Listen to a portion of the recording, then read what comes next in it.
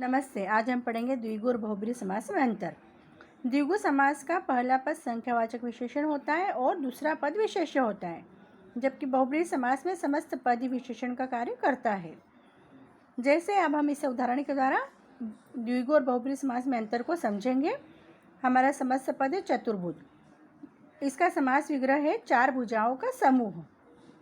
ठीक है, तो यहाँ पर कौन सा होगा हमारा द्विगु समास, क्योंकि यहाँ पर पहला पद संख्यावाचक विशेषण है। अब हम इसका समास विग्रह करेंगे चार भुजाएं जिसकी अर्थात विष्णु। तो यहाँ पर क्या होगा बहुब्रीहि समास, क्योंकि दोनों पद मिलकर किसी अन्य पद की ओर संकेत कर रहे हैं।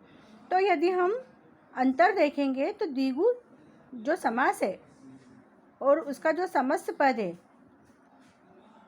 जैसे चतुर्भुज है, तो इसका हमने जो समास विग्रह किया है ये चार भुजाओं का समूह। यदि हम यहाँ पर चार भुजाएं जिसकी अर्थात विष्णु और यहाँ पर हम द्विगु समास लिखेंगे तो ये हमारा गलत होगा, क्योंकि इसका समास विग्रह सही होना चाहिए।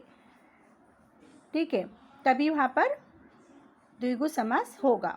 अगला उदाहरण देखेंगे पंचवटी, पांच वटों का समाहार। यहाँ पर द्विगु समास, क्योंकि पांच यहाँ पर पहला पद संख्यावाचक विशेषण है।